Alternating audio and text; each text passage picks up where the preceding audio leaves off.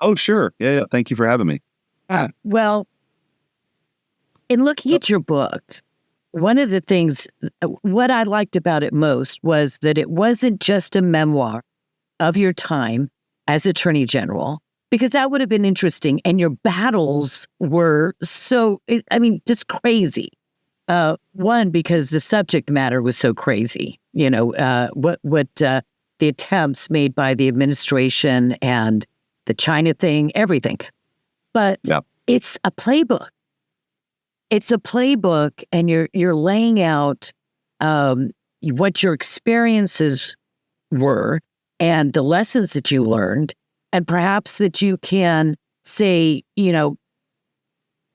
help the next generation, or actually the current generation, continue this kind of fight. Because what you're saying really is, whether or not we should be fighting in the courts, we should just not have illegal and unconstitutional legislation and actions by the administration or a presidential administration. But if you got to do it, then you got to know how to do it, and you got to be smart and strategic. So tell me, just start off, tell me about your book and your playbook for other AGs. Yeah. Well, thank you. Yeah. The reason why I wrote the last line of defense, How to Beat the Left in Court, is, when I was Attorney General in Missouri during the Biden administration, it was a wild and crazy time that was defined by a worldwide pandemic and social unrest, and the most overreaching and radical administration we've ever seen in American history. Yeah. And so I think there's a tendency now that we're kind of on the other side of that fever dream. Now that President Trump's in, we're doing all these great things, to kind of just maybe forget about some of that stuff. And I don't think that would be a takeaway, because this was a time of, lockdowns and compulsory COVID shot and DEI struggle sessions and open borders and a censorship enterprise that was created that was so vast. It's just this huge assault on our First Amendment rights. And so when I was AG, what did we do? Well, we stood in the arena and we fought back. We took on the Biden administration on the vaccine mandate. We took it to the Supreme Court. We won. We had the student loan debt forgiveness case. Remember that $500 billion worth of student loan debt forgiveness? Missouri brought suit, and we won at the Supreme Court. We took on 50 plus school districts across Missouri to stop their forced masking. We took on ESG policies and got the big banks to sort of back off of that stuff. And then probably most famously filed the Missouri versus Biden lawsuit before Elon Musk bought Twitter, before these congressional investigations, when we had a hunch that something was going on, when Jen Psaki was at the podium and they're talking about the Disinformation Governance Board. But we filed the lawsuit. We got the discovery. It was shocking. I mean, uncovered this leviathan of government agencies that were meant to censor conservative because they had opinions that were different than the regime's narrative. And that's terrifying in this country. But I think the lesson there is, if you have some courage and you're willing to stand up and fight and you're willing to go into the court system and do it, you can win. And that's the playbook moving forward. And it's not just a playbook, honestly, for lawyers or other AGs. This book's really written for the grassroots out there that want to better understand, what was this thing all about, and what was it like to take Fauci's deposition, and what was it like to uncover this stuff with the FBI. And we kind of take you behind the scenes in the book. The last line, get on Amazon right now, of what that was all like. I do think that that's one of the most interesting aspects of the book, because when I said not just a memoir, really going behind the scenes, when you're interviewing Fauci and this Elvis guy, whatever, it's lovely to see exactly how it all worked when he comes in with all of his, Secret Service, his entourage. Yeah. And yeah, the stories are really, really great. I'm wondering, what have Republicans done along the same lines prior to Biden? Have they ever stepped up and been aggressive? I wouldn't think that none of them ever had, but has it been, like during the Obama administration, for instance, were they active then? Yeah, I think you saw kind of, let's think of Attorney General 1.0. You have people like Scott Pruitt in Oklahoma and others that were challenging some of what Obama was doing. But when I came into office, even before Biden came in, that's the last 2 years of President Trump, and then the first 2 years of Biden is when I was AG, and that was obviously the focus was dramatically different just because it was happening across the country. And our system of federalism, it's up to the states in many ways to push back against an overreaching federal government. But what we decided to do was take on government overreach, not at the federal level, and to some degree that it happened at the state level. Like, we wanted to make sure that Missouri, we weren't deferring to the so-called experts in legal briefs. And then at the local level, and that's where you saw we took on school districts for mask mandates, cities and counties that were going to do it. We took on for the DEI and the CRT stuff where they were lying to parents. We felt like local governments effectively are creatures of the state. They have limited powers too. Only the powers granted the state. So they can't have their own like quarantine policy at school, even though they were never given that authority, right? Right. And I think the higher profile stuff was the federal government, but this really is the story of what can you do to rein in the excesses of government, and how can you make sure this crazy stuff never happens again? Well, it seems to me that the state AGs have an extraordinary amount of power, and that it should be exercised, rather, because in a system of federalism, and that is what we are, and we need to be fighting to claw back the nationalization of, just virtually every single law in the United States, or every single aspect of our lives, rather, has a foothold or is dominated in Washington.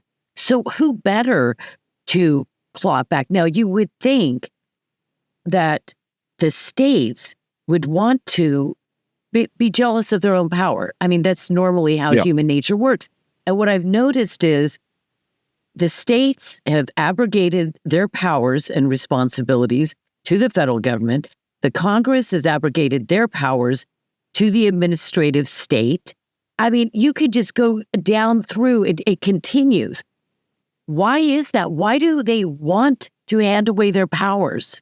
And what can we do to get them motivated to go back? Yeah, you hit the nail on the head. That part of, if you read the founding documents or the Federalist Papers, the founders devised a system of checks and balances so that you had ambition checking ambition, and that each branch would jealously guard their own power. What has happened, particularly in Congress, as relates to the administrative state, I mean, this is sort of a creature of, and I talk about it in the book, Last Line of Defense, is Woodrow Wilson, perhaps the worst president we've ever had, the kind of the OG founder of progressivism and father of the administrative state that has been supercharged in decades since then from ago. But look, Congress does this. They say, and it's kind of a convenient two-step for them, many of them. They say, I voted for the greatest bill in the world, but I can't believe what this agency did. You know, you kind of are able to play it both ways.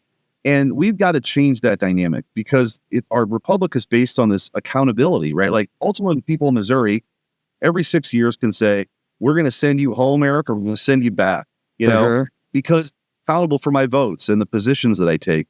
Nobody knows who the heck Deputy Undersecretary's agency I've never heard of is.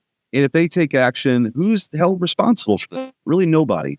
And so you got to rein that back in and ultimately dismantle this administrative state. There are some good signs that we're getting to a better place, not to get too much in the weeds, but I talk about it in the book too. The Chevron deference has been kind of upended, that Chevron case. Yeah, that's a big deal. And so there are some things that are happening when you piece them together, should give us a little bit more of sort of a sense of optimism. But I do think in this book, it was very important for me as I reflected on that crazy time to just tell the story of how close we were to kind of losing it all. And President Trump, of course, brings this historic comeback, thank God, and is now doing a lot of the things that he said he was going to do. And part of that is, think of USAID, not accountable, funding all this crazy stuff around the world. Well, he's, firing a bunch of people and pulling back their money. And I just handled a rescissions package in the Senate that did more of that. So this is the call right now, is for us to be able to deliver. On the Republican side now, we have a broad coalition that we've not had before. And that's a recipe for winning elections. But we be able to, and that's the call now.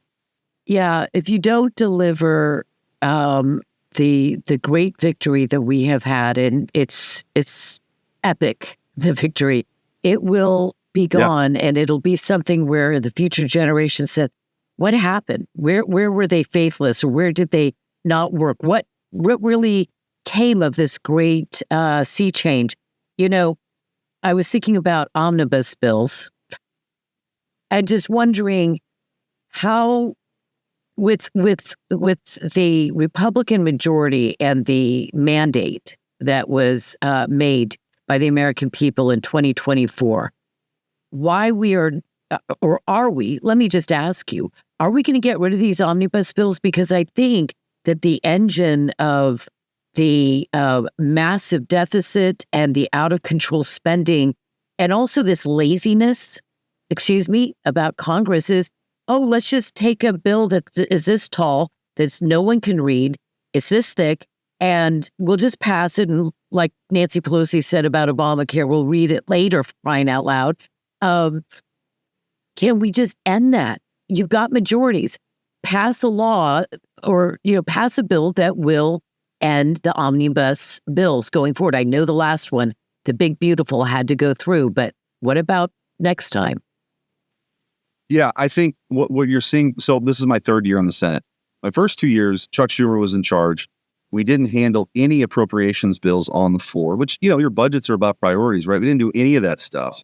And they just wanted an omnibus bill at the last second that nobody could read and say, you either vote for this or you must shut down the government. It's ridiculous, right? So I think where we're headed now, and we're already starting to handle some of these on the Senate floor when the Republicans are now in charge, is to say, we're going to take these bills up one or two at a time. People can offer amendments. They should be able to offer amendments. There should be time for everybody to review it. And then you vote yes or you vote no. You have a chance to affect it. That gets you more to the kind of accountability you're talking about. But I agree with you. This idea that you pile all this stuff on, it just doesn't make much sense. I think the reason why the one big beautiful bill, though, was kind of significant is when we get into these fights, budget fights, Democrats hold hostage for all their spending, border security and our military. Right. That's it. Those are some of our priorities. And they say, well, you need 60 votes. We're not going to do that unless you do this. What we were able to do with 51 votes was front load a lot of those priorities. Like we've got $50 billion for the wall, $50 billion for detention beds, $50 billion for ICE agents. Like that's a big deal. The Democrats can't hold that over our heads anymore. We got that in. It's front loaded. Same on the military side. And that's why I was, even though I hated another omnibus, and I think a lot of Americans, especially MAGA and America Firsters, but I thoroughly understood why it had to be done. Biden spent hundreds of billions of dollars creating the immigration, the deportation issue, and all of these other issues that we're having to dismantle. So you cannot say that when we spend billions of dollars dismantling the horror show that he created, that's outlandish. And I don't think you would have ever had another chance to do what you did and get the proper amount of money if you hadn't just gone with the big beautiful bill. So, yeah, that's right. And by the way, those are debated in committees. I mean, there's a difference. Really, what's most offensive about one of the things that's most offensive about the omnibus process is those don't go through committees. Like the one big beautiful bill, that was debated, it went through committees. We kind of shaped it. Everybody had input. Great. That's not what happened in omnibus. Typically in an omnibus, what happens is the four people in leadership in the House and the Senate, they get together in their office and they decide what's in it. And then most of the rank and file members are like, well, wait a minute, what do we have here? And then you find out, 3 hours before you vote, which is insane. That's an outrage. And I'm going to keep going back to this question because we are talking about your book. We are talking about AGs being empowered or empowering themselves or just taking the power that's always been there. I do not know, because I've never been an attorney general, what an attorney general has the latitude to do. You really pushed, and you had your coalition of other Republican attorneys general that I'm sure were very, very supportive. I saw that in your book. What can they do, say, about this kind of passing of omnibus bills where there's no debate and discussion? Is there anything that they can push back, or is that just crazy? I think the impact on their states from things that happen, that's where the AGs can step up and say, hey, this is unconstitutional, or this was something an agency did that they didn't have the authority to do. I mean, honestly, what we found a lot of in the Biden administration was take the, however you feel about the CHIPS Act, right? The CHIPS Act was, and I wasn't there at the time, but they passed this law to have money to build more chips factories here in the United States. That passed. So Congress passed that. Well, then what happened was the agencies like the Department of Commerce and others said, you know what? In addition to that, you're not going to be able to build a chips factory unless you have these DEI requirements. That literally held up a construction of a chips factory in Arizona because they hadn't hired enough ex-convicts. They were preventing broadband being laid, even though Congress had appropriated money for it to connect rural Missouri and rural America to the internet. They were saying, you know what? Yeah, we know that's what Congress said, but before you do that, you have to have a climate action plan. Like that, to me, we talk about the administrative state. That's the kind of stuff that has to change. And that's where AGs can be effective in saying, this agency didn't have the authority to do that, and kind of check the federal government. Are they going to do that? I mean, you're gone. I just was reading, just stumbled over it, literally, because I don't watch Missouri's AG office all the time. But I just noticed that Andrew Bailey is leaving to join the administration. Is that it? Yeah. And now you had mentioned that your grand win with China. I'm so interested on what happens, the fallout. I mean, thank you. Thank you for doing that, because that was a brilliant move. So you sue China, you get discovery. Well, was the discovery tactic with the China issue, was that a different? I was on the Missouri versus Biden censorship case. We got discovery first before we got the injunction, which was huge. And on the China thing, in April of 2020, we sued communist China for unleashing COVID on the world. And people, said we were, engaged in xenophobia and all this nonsense. If you remember, President Trump closed down flights and they went after him. It was really weird what the Democrats were doing. But we basically said that China, by lying to the world, it caused a lot of damage, because, a lot of people forget this, and it's in the book, Last Line of Defense, is that, they stopped flights leaving Wuhan within the country, but they didn't stop flights going in and out of Wuhan internationally. And then they became the largest net exporter of PPE equipment, but then they became overnight the largest importer. So they knew something was up. They were manipulating everything, and they didn't tell the world. And so Missouri got a $24 billion judgment against China. It's unprecedented. It's nothing like that's ever happened before. And so now the Attorney General, we've got a new one in Missouri because Andrew Bailey's going to the FBI, can seize Chinese farmland, for example. Do you have much Chinese farmland in Missouri, or can you go to other states and seize that for the state of Missouri? Yeah, no, you can go beyond your own boundaries. So it's going to be really interesting how that plays out over the next several years. The Chinese government's not happy about it, that's for sure. But well, that wasn't the point. I can tell you that I think that Americans are really fed up with with all of this, of course, but China and immigration. Before we go to immigration, I did want to ask you about what AGs can do about that. You brought up earlier that the Biden administration's censorship complex or regime with the major tech companies or social media companies, Google, etc. And I want to know if you really believe that it's going to end. See, so many of these things, Americans have come to the point where we say, okay, Trump's in office now. We had the AG do this. He won this. We exposed that. But then 4 years from now or 6 years from now, they can just flip a switch and ramp it back up again.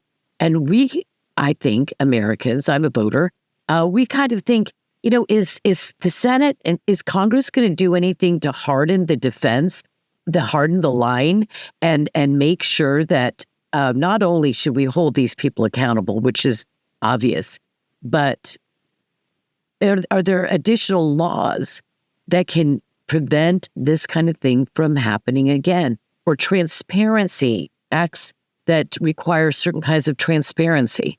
Well, one of the things that's really frustrating think about on the illegal immigration front is that you kind of have to have a chief executive who's interested in executing the laws. And we didn't have that, right? So by 4 years, basically threw open the doors and looked the other way, and voila, we had 15 to 20 million people here illegally.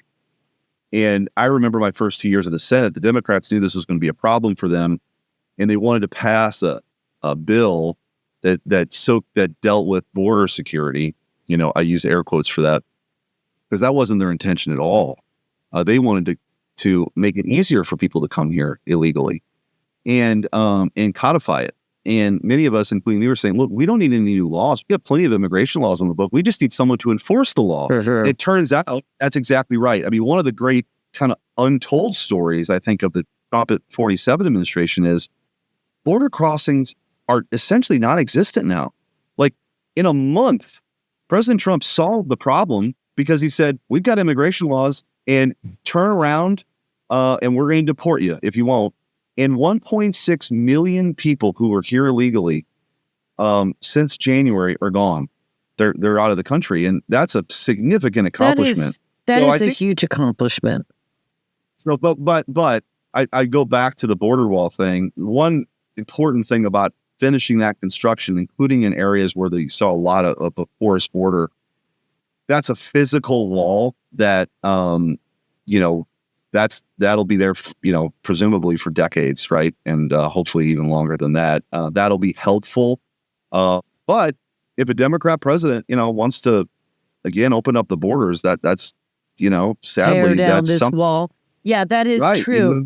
So anyway, we just have to make sure that we're confronting this issue, I think, with the seriousness that it deserves. That's for sure. When Biden was allowing, I would say illegally, unconstitutionally, allowing the doors to be open and actually shepherding, flying, granting all kinds of extra legal or whatever emergency benefits to illegals. That is.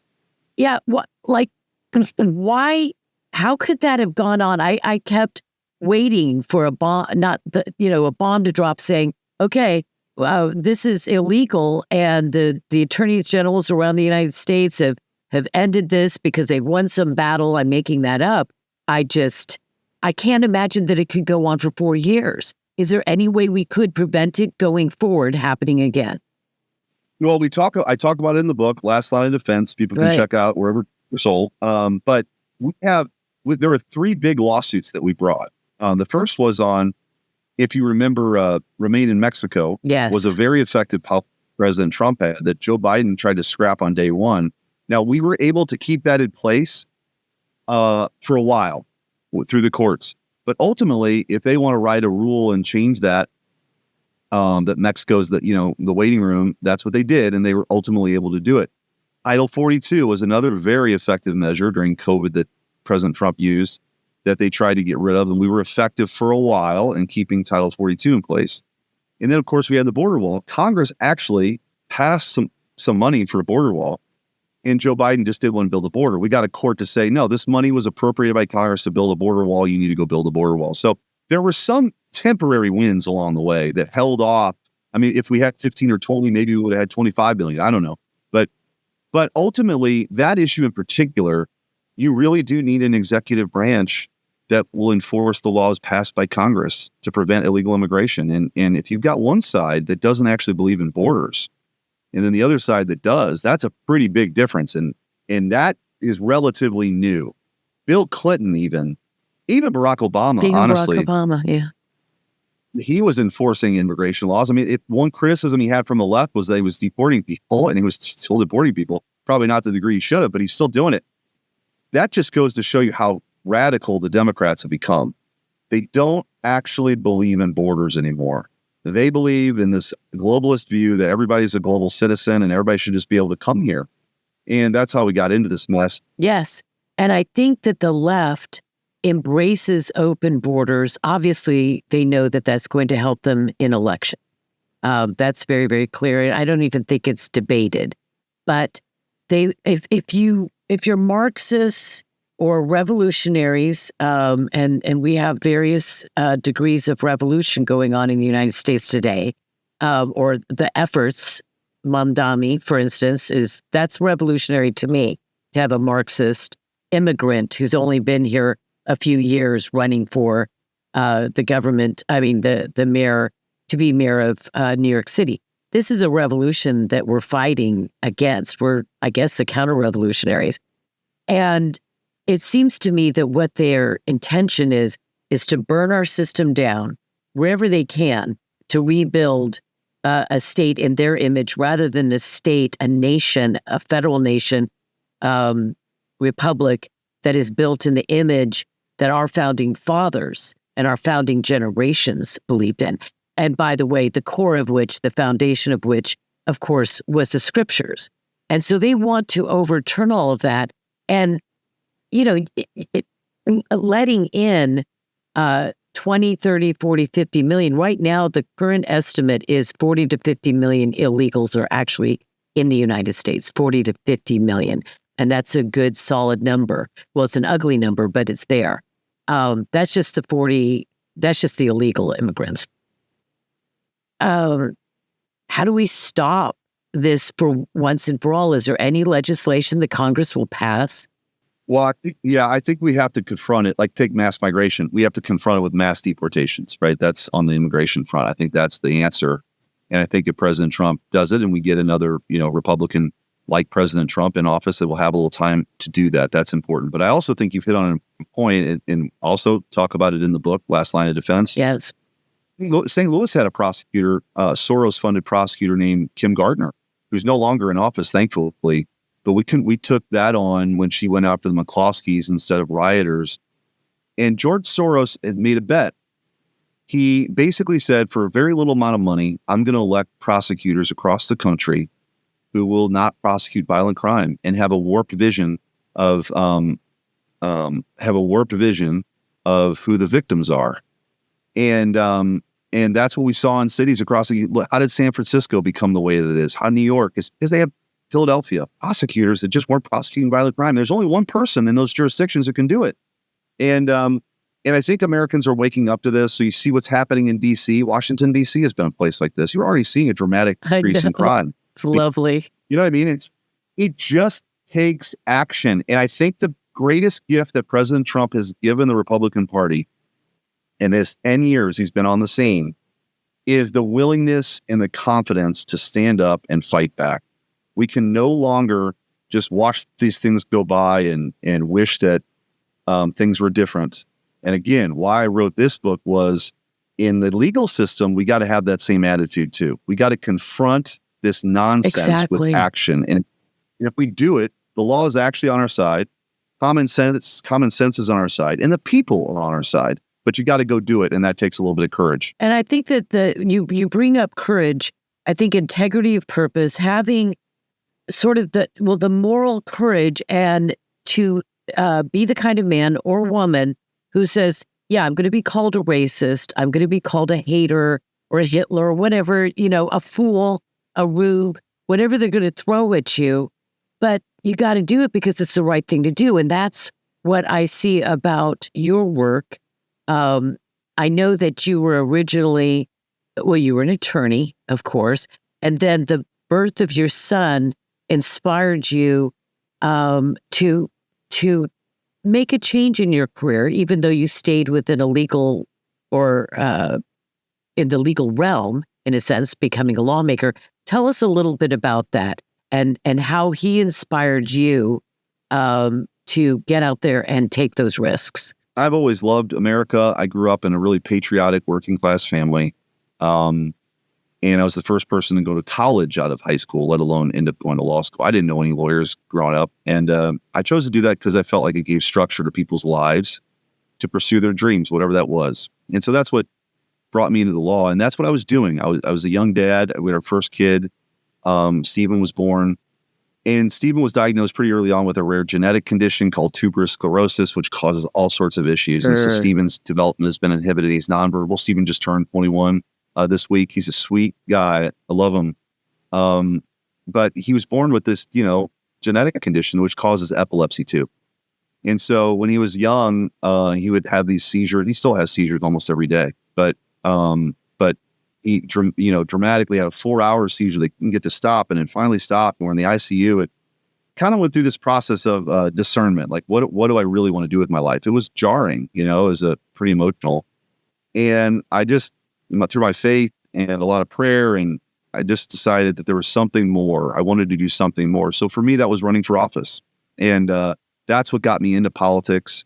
And Stephen was my inspiration to want to do something more, to fight for him. And as it turns out, I wrote this in the book too, COVID became this kind of second inflection point where for me, it was, I saw the kids who were being forced to wear masks. I saw the mom who couldn't believe that she was being, shut out of a school board meeting because she was objecting to radical, CRT theory, or a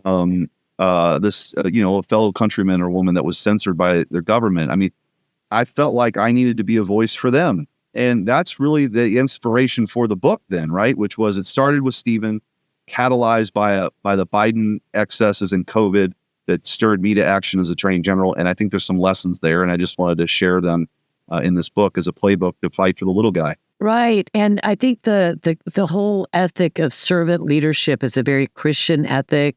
We're always brought up on that, to serve your country. The idea of someone serving their country is now thrown around. If you happen to get elected, now you're a public servant, or if you happen to be part of the bureaucracy, hey, these are public servants, and we can't fire them or because they're public servants. But a true public servant, a biblical public servant, is somebody who truly has the mind of Christ, the scriptures, our God and his justice and love and mercy and grace, and wanting to fight for in the Bible, it's always the widow, the fatherless, and the stranger, to fight for righteousness and virtue. And so I see you as someone, it seems to me your journey has brought you, for all the right reasons, to your position. And I think that I wish we had like 90 more of you in the Senate. I appreciate that. And I went to Catholic high school, and the motto was to be a man for others. And I'm not sure I knew exactly what that meant at that age, but it certainly planted a seed. And I think again, that idea, love for my country, and then this experience with my son is what kind of propelled me into politics. And I just want to make the most of it. So I try to approach it with a sense of urgency to fight for this country, because look, what did Benjamin Franklin say when he walked out of the Constitutional Convention? He said, what kind of government he has? He said, a republic, if you can keep it. If you can keep it. It's hard. It's hard, right? And you need people who are willing to stand up for the principles upon which we were founded, because plenty of people out there, as we see, they have a very different idea of what government's role in our lives should be. After 100 years of the expanding administrative states, starting back in the early 1900s, there are generations of Americans that are growing up not knowing that there was once a time where our federal government didn't have the income tax. They would like, what are you talking about? Or there was a time when the Department of Education, everybody would have, what do you mean the federal government doesn't have explicitly enumerated powers of education? How could you ever do that? One time, I remember just looking across the legislation that was being passed as probably a decade or 2 decades ago, thinking, how is any of this constitutional? Reporters don't even. I was being interviewed once about our news organization, and it was a business journal, and it was, I think, in New York or something. And he turned to me and he said, well, blah, blah, blah. He asked me, well, what would you do? I said, you do what I think every journalist should ask before they do anything else. Where in the Constitution is this power delegated? And he looked at me. Yeah. He had never even thought, I'm not saying he was a stupid man. He had never even thought, oh, you mean they can't do everything? The Constitution was designed to restrain the federal government. And now it's looked at as a blank check to do anything. That's where the AGs fighting for the federal in federal government, but the our federal form of government. Yeah. Well, and I think part of this too is we don't teach civics anymore, right? There's a sort of a foundational understanding you need to have of what was the intent, what were the founders really trying to do? they had ironically seen these excesses in government. They had seen an authoritarian government restrict their ability to speak their mind, try to take their guns, tax them without representation. They said, you know what we're going to do? We're going to learn the lessons of history, and we're going to devise a system that checks itself and, plays off of one another with the whole goal of protecting individual liberty. That's the goal. Like, if you want to understand Declaration of Independence about, like, we've had enough. We believe that everybody is born with certain rights, and this project, this government, is meant to protect those rights. That's the role of government. It is not to infringe upon your rights. It's not to create a censorship regime. It's not to force you to take COVID vaccine or you're going to lose your job. It's not to force your kids to learn to hate America in the classroom every day. That's not what this experiment's about. It's to protect individual liberty. So, in the last line of defense, the book that I wrote, it's really the story of how we fought back against that stuff. That's right. And the resolve it takes to win and the playbook moving forward. I'm interested I keep going back to the idea of, can AGs replicate this in other areas? In the book, the range of cases that you took were extraordinary, and you had many, many successes.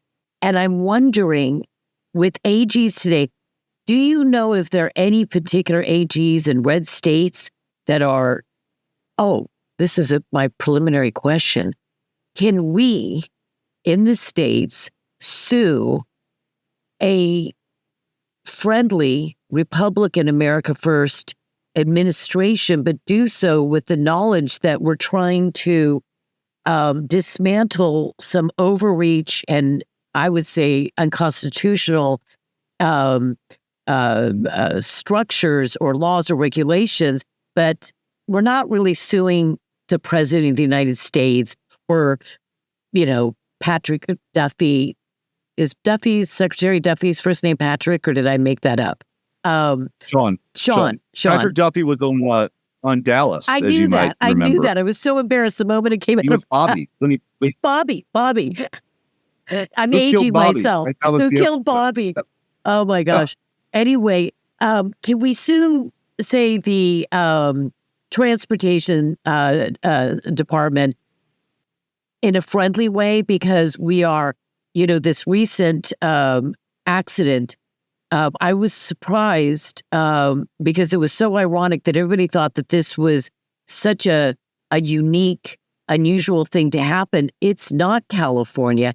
It's the entire government, where not too long ago, nobody from the southern or the northern border could drive a truck into our country and drive it out of the state. They'd have to stop at a weigh station, drop off their load in, whatever that container is, pick up another load and go back to Mexico or go back to Guatemala or go back to Canada. Now, I don't know if it was Obama administration, they opened it up. And so let's just use Mexico because it's convenient. They don't have the same standards. They don't speak English. The foreigners are starting companies to license drivers rather than state police and all that. What just happened to that in that horrible accident where 3 Americans were killed by an Indian who couldn't even speak Indian, and he was obviously drove as if he were in India. That's common. That's very common. Can a state like Missouri or Tennessee take to court either the Department of Transportation or, I don't know, what other entity, and get this ended? Because it's clearly insane. Yeah, I mean, it's happened before. Sort of like you sue and then you have a settlement out of it. That is something that can be done. I think the track it would probably normally take, if you had an administration that kind of viewed the world similarly, they would then move forward to alter a rule maybe that was put in place by the Obama administration. But there's a rule for Congress. I mean, that's part of the problem, is that you kind of do this back and forth every 4 or 8 years on some of this stuff, right? That's not necessarily the best way to run a railroad. So I think you get to a place, for example, I mean, my idea, it's the RAINS Act. It's not my idea. I believe in it. It's other people believe in it too, which is to say, one of the ways you structurally rein in the administrative state is you say, you're going to issue a new regulation and it has the economic impact of, pick the number, $100 million or something. Yeah. Before it goes into effect, Congress has to vote on it. That would do a lot to change the dynamic. That's to me, the most important structural reform you could do to end some of this. Do you think you can get that through? I don't know. Maybe. I think actually, I'll certainly going to continue to pitch this with President Trump. Got a great relationship and work together on a lot of things, most recently the rescissions package. But I think it'd be a great legacy for him. Because sometimes there's a push and pull between the executive branch and the legislative branch on that issue. But I think President Trump's interested in good government. He's proven himself to be not your typical kind of president. His incentives are different than what, especially, because this is the second of the two terms, right, of the non-consecutive terms. So I don't know. I'm hopeful that maybe we could find a way, and maybe, just maybe, you'd have enough Democrats, which you need, at least 7 in the Senate, that would go along with you on it. That'd be the hard part, honestly. So we'll see. Because 100,000 American truckers have lost their jobs. 100,000.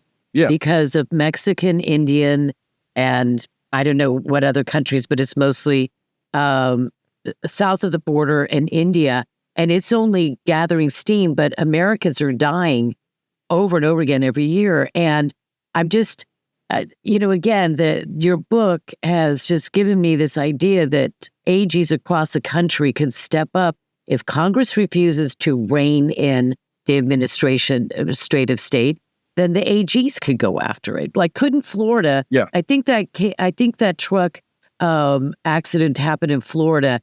Couldn't they sue California and the federal government, and then perhaps bring them to the point where they're going to change their laws rather than go forward with the suit? Well, the issue will always be kind of standing. Do you have an injury that the courts will recognize that allows you to sue? And by the way, in the book, Last Line of Defense, the story of the student loan debt forgiveness case, as I said, was Missouri had a loan servicing agency that we brilliant. Argued was going to lose money.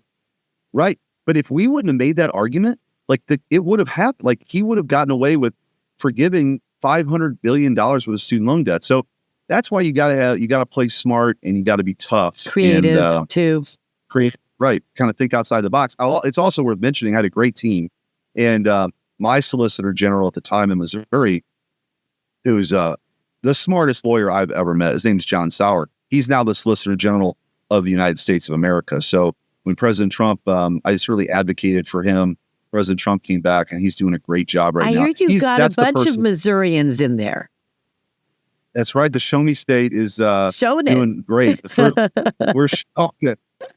Well, we've always been Missouri's. If you want to understand Missouri, it's always been skeptical of a federal government 1,000 miles away telling us how to live our lives. I love so it's that. Part of our DNA. I love Missouri just because of that, and that's why they put you in the Senate. And I'm very excited about that. I happen to think, this is me just prognosticating or wish casting, I could really see you as really making some big changes in the Senate, because I think you've got what it takes with your background in this battlefield, and you've been willing to go out onto the front lines and fight. That every AG probably doesn't have that.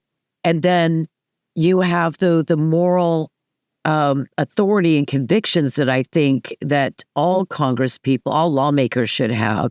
And I really hope that, I don't know, these things, your speech in June, I think it was, against globalism, and it was in June, I think, of this year. I got to tell you, I listened to that several times. I mean it. Everybody go to Google, just put in Eric Schmitt with no D. Otherwise, you get the Google guy, right? Because Schmitt is just like, every time you put Eric Schmitt in, no D, 2 T's, and just put in globalism. And your speech just really impressed me, because if you meant what you said in that speech, there isn't one syllable that I would disagree with. I don't think there's one syllable that every single voter, the 77 million or whatever it is, that voted for Trump would disagree with. And I happen to believe that that issue, there are many, many important issues. I agree with this. But I think saving America from the globalist mentality of offshoring, massive inshoring of foreign workers, laborers, and just this whole sovereignty issue, I think this would be the legacy of someone who had a great future, because this is what America's really come, when it comes down to it, when you're taking your neighbors' jobs, when you're closing 90,000 factories across this country, there's 5 million jobs that used to be your neighbors' jobs, your kids' jobs, your uncle's jobs, and they're gone to China mostly and Mexico. And then India now, that's all blue collar. So we closed down 90,000 factories. We shipped 5 million jobs over to China and down to Mexico. If that's not bad enough, now we've done it with India, and we have shipped over 2 million jobs white collar. So we ruined rural and small town America by when you said, how many factories closed in Missouri alone? It was huge. Hundreds. It was hundreds. It was a lot of the things that people claim Americans won't do that work for, which is a lie. And that speech, people Google it after they buy the book, of course, The Last Line of Defense. Absolutely. Do not watch the speech until you get the book. The point of the speech was the people that I grew up, and I don't have to fake it. This is where I grew up, and people can spot a phony anyway. And I think what people want is authentic leadership. The people I grew up around, their parents worked in factories, they're cop. My grandfather was a forklift operator. My dad worked 7 days a week in the midnight shift. And when I grew up, they got hit with a double whammy, which was their jobs were shipped overseas for cheaper labor. And by the way, in a country that has slave labor and concentration camps in China. Right. And then as they're looking for new jobs, their wages are undercut by illegal immigration and mass migration, bring in cheaper labor here. And that's got to change. And I think that's what this whole America First, and including our foreign policy, we've got to redirect that. We can't be the cop on the beat everywhere in the world. We've got to focus on the homeland in China. And President Trump is reorienting all that. He's renegotiating all these trade deals. That's what this whole thing's about. We're tired of getting ripped off. We want those jobs here. So you're seeing record investment. And look, those jobs aren't going to look the same as they did in the 1970s, those factory jobs. But they're here. They'll be advanced manufacturing. Why would robotics bring all of those jobs back anyway? Because we're being told exactly, and that's the hope. That is the hope. Is that the reason why they sent them over there, and this globalist mentality where these elites in Davos, devise this strategy that they don't care about our friends, neighbors, right? They're much more connected to the place than they are where I grew up. But that's I think part of the solution here, which is that solves that problem. Let's bring them here. And then let's let people live their lives and flourish right here in America and have that kind of investment. And by the way, there are twice as many people working in government right now than work in manufacturing. That's crazy. So that's insane. I think all of that's got to change. And the offshoring bit of it, I don't know. But I'm probably stretching too much. I was hoping that I could devise a way that AGs could start dealing with this mass importation of foreign workers, because it is what has been set up as a pipeline, just bringing in. And what the Indian government actually said is the pipeline of their laborers being brought in here is intended and does then end in offshoring of those jobs back to India. So we have a cumulative $1.7 trillion capital investment now in India. $1.7 trillion. There's like 1,800, 50% up to 87% of all American companies are now offshoring our white collar jobs. And so Does anybody in Congress besides you and a couple of other guys maybe, and you could tell me their names, I'd love to chat with them. Does anybody care about this offshoring of our entire, because our middle class was destroyed by the blue collars leaving. Now it's the white collar jobs as well. And so what are we to have left? Who is going to take on H-1B and all of this craziness? Do you have some thoughts on that? Well, interestingly, right, because there's real abuse right now. Like you've got Microsoft, for example, firing thousands. Well, they bring in through the H-1B program basically people's replacements, and they have to suffer the humiliation of training their replacements before they're fired. Like that's the abuse that's happening with H-1B right now. And I think that you're right. The solution ultimately here is, I think, through advanced manufacturing, AI. This would be harnessed it the right way. It actually can empower our people. As opposed to having to go somewhere where you have lower wage, lower skill workers somewhere else. So that's, I think, a message of hope to some degree. But you've got to get the investment here. And I think what President Trump is doing is laying that groundwork. I mean, like, what is the number? $5 trillion worth of foreign investment that's coming in the United States to build stuff here. And that's what we want. We want people to build things here. And those are the jobs of the future. And we got to reform the abuse too. Exactly. And, especially the chips, the semiconductor chips. And when that gentleman stood up, and I was just so grateful for President Trump and his negotiating skills and bringing the chip factory. They already have one in, I think it's Colorado. But the first thing I thought, it hit me. I thought, and I checked up on it. There are personages who were actually trying to get some kind of legislation passed that would be called a chip visa, so that instead of Americans getting the jobs, the massive number of jobs that will eventually be created for semiconductor chip manufacturing that should go to 100% Americans, they want to bring in cheap foreign labor from India and I don't know where else. It's like it never ends. But who are the champions? Do you know anybody in Congress that is really addressing, or the Senate? Oh,